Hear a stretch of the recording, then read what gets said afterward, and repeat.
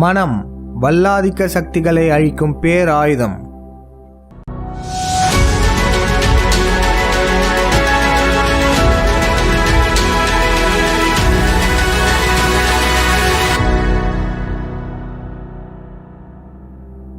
நான் இப்போ உங்க எல்லாருக்கும் ஒரு கேள்வி கேட்குறேன். இரட்டை கோபுரங்கள் தகர்ப்பு ஒரு திட்டமிட்ட சதின்னு பல ஆதாரங்கள் இருந்தும் ஏன் பெருமளவு மக்கள் அதை ஏற்க மறுக்கிறாங்க? சினிமாவில் வர கதாநாயகன் நடிக்கிறாருன்னு பலருக்கும் தெரிஞ்சும் ஏன் அந்த கதாநாயகனை கடவுளா பார்க்குறாங்க? உலக அளவில் யூதனும் இந்திய அளவில் ஆரிய பிராமணனும் மக்கள் தொகை அடிப்படையில் குறைந்தே இருந்தாலும் எப்படி நம்மளை அடிமையாக்குனாங்க? லா ஆஃப் அட்ராக்ஷன் என்னும் ஈர்ப்பு விதி பல சமயங்களில் நமக்கு வேலை செய்யாமல் போனதற்கு காரணம் என்ன? இது போல பல கேள்விகளுக்கான விடை மனிதனின் மனம். நம்மளோட சித்தர்கள் மனசுக்கு பெருமளவு முக்கியத்துவம் கொடுத்துருப்பாங்க. அவங்களுடைய மனதை தன் கட்டுப்பாட்டிற்குள் வைத்திருந்தனால தான் அவங்களால பல அறிவியல் கண்டுபிடிப்புகளை கண்டுபிடிக்க முடிஞ்சது. மனதை பற்றி சித்தர்கள் பல பாடல்களில் எழுதி வச்சிருக்காங்க. இது நமது நாட்டு உளவியல் அறிஞர்களான சித்தர்கள் பற்றிய தகவல்களுக்கான தரவுகள். மேலும் வெஸ்டர்ன் சைக்காலஜின்னு சொல்லப்படுற மேலை நாட்டு உளவியல்ல மனசை பற்றி பல வரையறைகள் உள்ளது. ஆனால் மேலை நாட்டு உளவியலை முழுக்க யூதனே உருவாக்கியுள்ளோம். அதை நம்ம எப்பயும் மறந்துடக்கூடாது.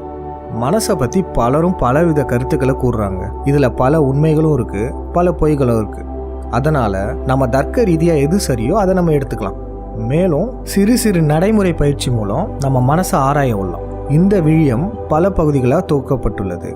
மனதை எவ்வாறு உணர்வது, மனதில் தன்மைகள் என்ன, வல்லாதிக்க சக்திகள் நம் மனதை எவ்வாறு நமக்கு எதிராக பயன்படுத்துகின்றன, நாம் எவ்வாறு நம் மனதை வல்லாதிக்க சக்திகளுக்கு எதிரான ஆயுதமாக பயன்படுத்த இருக்கிறோம் என்று பல பகுதிகளாக இந்த விழியம் பிரிக்கப்பட்டுள்ளது. இந்த பகுதியில் மனசை எப்படி உணர்றதுன்றதை நம்ம பார்க்க போறோம். முதல்ல நாம் வேறு நம் மனசு வேறு அப்படின்ற புரிதல் இருந்தாதான் நம்ம மனசை பற்றி நல்லா முழுமையாக நம்மளால தெரிஞ்சுக்க முடியும்.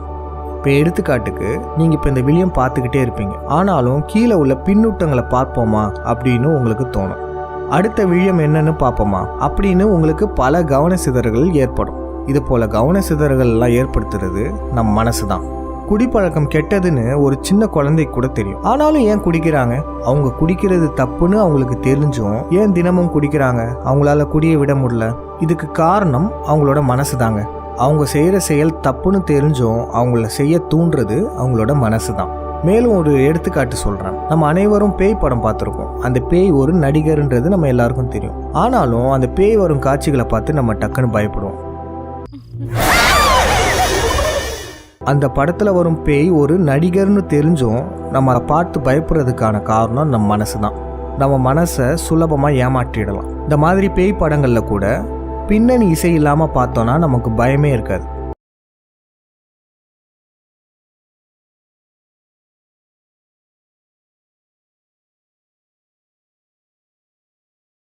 இந்த எடுத்துக்காட்டுல இருந்தும் நம்ம நல்லாவே தெரிஞ்சுக்கலாம் நம்ம வேற, நம்ம மனசு வேறன்னு.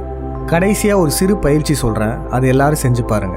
எல்லாரும் இந்த விழியத்தை பார்த்து முடிச்சதுக்கப்புறம் உங்கள் கைபேசியோட அலாரம் கிளாக் என்னும் அலறு மணியை 20 நிமிடத்துக்கு வச்சுக்கோங்க. இந்த 20 நிமிடத்துக்கு நீங்கள் எந்த ஒரு செயலும் செய்யக்கூடாது. அமைதியாக கண்ணை மூடி உக்காந்துக்கணும். இப்படி நீங்கள் அமைதியாக உட்காந்துட்டு இருக்கும்போது நம்மளோட மனமானது பல எண்ணங்களை உருவாக்கும். அப்படி அந்த எண்ணங்கள் மூலம் நம்மளை திசை திருப்ப முயற்சி செய்யும்.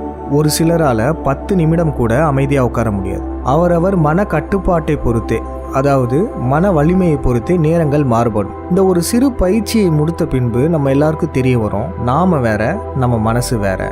நம்ம 20 நிமிடம் அமைதியாக உட்கார நினைச்சாலும் கூட நம்ம மனமானது நம்ம உட்கார விடாது. நாம் வேறு, நம் மனசு வேறுன்ற இந்த அடிப்படை புரிதல் இருந்தால்தான் அடுத்தடுத்த விடயங்கள் புரிய வரும். உலக வல்லாதிக்க சக்திகளான இலுமினாட்டிகள் எவ்வாறு நம் மனதை கட்டுப்படுத்தி வருகின்றன, நம்மளுடைய அறியாமையால நம்ம எவ்வாறு அவர்களின் கட்டுப்பாட்டில் செல்றோம், நம்ம மனசை எவ்வாறு அவர்களை அளிக்கும் ஒரு பேராயுதமா மாற்ற முடியும் என்பதையெல்லாம் நம்ம அடுத்தடுத்த விழியங்கள்ல பார்க்கலாம். இந்த விழியத்தை உங்க நண்பர்கள் மற்றும் உறவினர்களுக்கு அனுப்பி அனைவரும் விழிப்புணர்வு அடையுமாறு கேட்டுக்கொள்கிறோம். நன்றி, வணக்கம். மனசை பற்றி உங்களுக்கு ஏதாச்சும் கேள்விகளும் சந்தேகங்களும் இருந்தா இந்த விழியத்தோட பின்னூட்டத்தில் நீங்க பதிவிடலாம். சிறந்த ஆக்கப்பூர்வமான கேள்விகளுக்கான பதில்களை அடுத்தடுத்த விழியங்களில் வெளியிடுவோம். நன்றி, வணக்கம்.